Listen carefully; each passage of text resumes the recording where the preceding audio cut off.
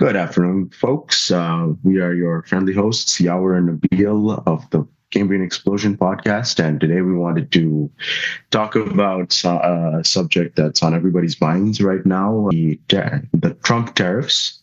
I think everybody is aware by now and has seen the ups and downs in the news.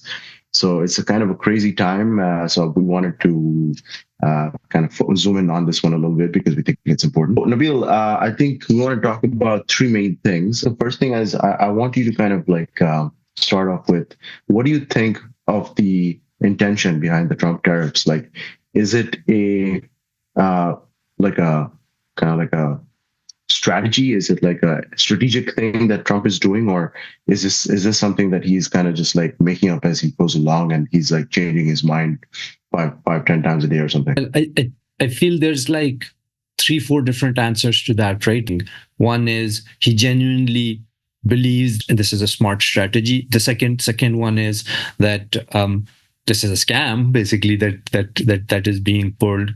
And the third one is that and this is where my head lies, is that he's got some ideas that are interesting and some ideas that definitely needed to be tried, but the way he's trying them, I think it's not really there. So do you think there are any positive impacts from the Trump tariffs?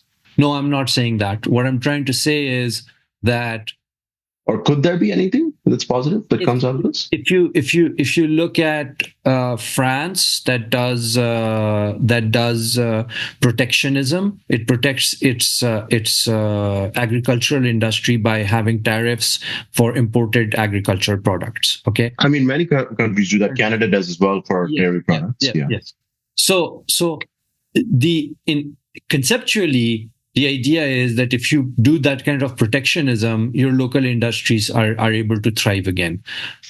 The thing is, you want to do that for vulnerable industries that are strategically important, right? Like food production. Yes. And the thing is that if he had done that, if he had done it for vulnerable industries or key industries that need to be supported, and it's a gradual roadmap thing, I think that's a fine thing. But the way he's done it is not the way to do it. I feel I was thinking about this, and I feel like they kind of tested the model when they did it with Mexico and Canada, and Mexico and Canada came back and started negotiating with the US. I feel the US government felt after that they could do it with everyone. And there are countries that are coming back and negotiating with the US. But I think... Yeah, everybody's being forced to come in and negotiate, right? Many small countries, exporters who rely on the trade and exporting to the US. Let me actually turn the question back to you, because I gave you that my perspective is it's a strategy that needed to be tried. It's just poorly done. It's it's very poor. Yeah. What are your thoughts? I feel like you said, there are many answers to this question. So one significant thing that came out recently is that when this whole thing now seems to be widely understood to be a trade war with China, right? The focus is not all of the countries around the world. For example, the focus is not the Heard and McDonald Islands, which are populated by penguins, which have a tariff rate of 10% now. So if the penguins want to export something to the US, you want to import something from Heard and McDonald Islands, from the penguins, you have to pay 10% tariff. No, the focus is the trade war with China, and China is not going to back down either. They are now engaged in a game of chicken, where the first person who blinks is the one who loses. And it looks like, based on what happened late last week, Trump is the one who blinked. He revealed his weakness, and China, played their cards very close and got Trump to blink.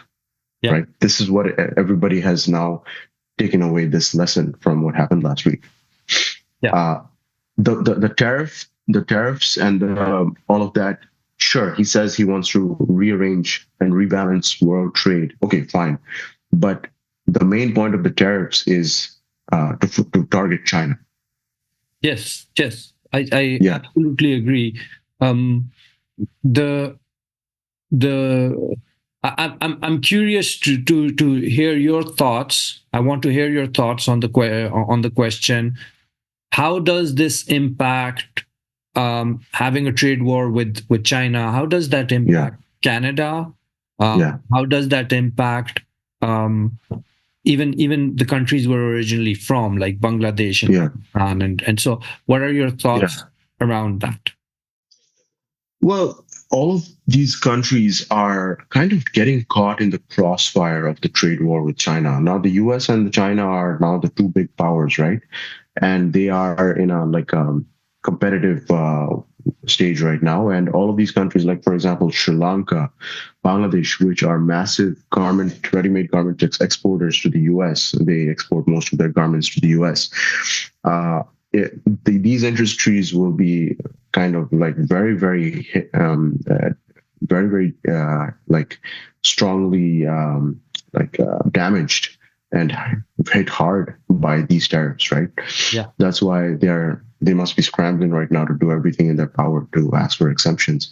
Now, the name of the game is exemptions right now. So, for example, Apple and other big tech companies successfully got their exemptions, even for exporting for importing from China.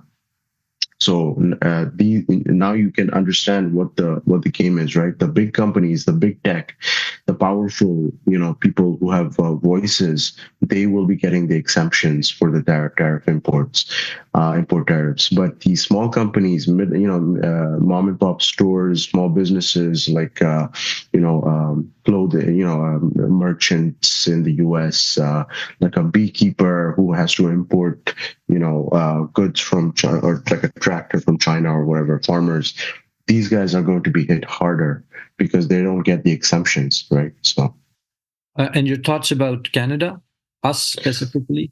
we are also definitely like, there's no question. Not only are we not getting exemptions, but we have a higher tax rate because Trump specifically like started off his campaign against Mexico and Canada, and Canada has struck back hard as well, especially with Doug Ford and now Mark Carney doubling down. So Trump has seen this as a disobedience, and he wants to punish Canada for it as well. So we are definitely going to have to kind of hunker down and prepare for tough times. There's going to be volatility and there's going to be uncertainty in the market. People are not going to want to invest, buy goods and services, because nobody wants to, spend a lot of money in a time like this, time of uncertainty. Well, I think that brings to the fore the elections that are happening in Canada, right? It's like whoever ends up winning is gonna have an interesting 3 to 4 years coming up because Yeah, the election. The election has the landscape of the election in Canada. Obviously, we all have been talking about this. The landscape of the Canadian politics has completely changed. Pierre Poilievre was kind of like the conservative darling and the favorite, and he hammered Trudeau throughout these past few years about the carbon tax and things like that, putting money in Canadians' pockets and make Canada great again, and all that stuff.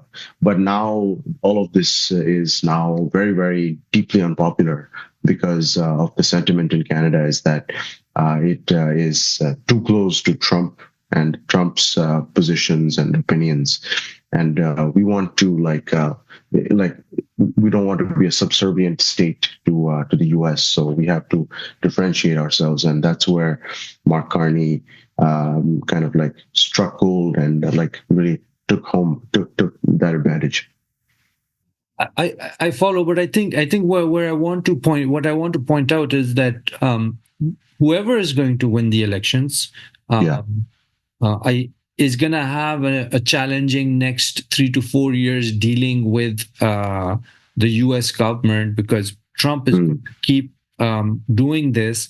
Yeah. And whereas we might not directly be, um, uh, we Canada might not be putting tariffs on China.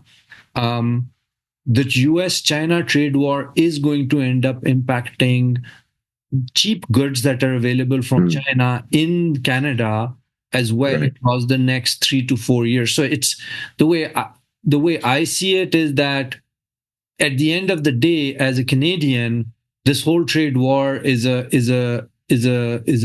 lose game for us, and it's going to be a very challenging time, um, for the next 3 to 4 years, both Yeah. in terms of the political landscape in Canada, as well as things are going to get expensive here as well.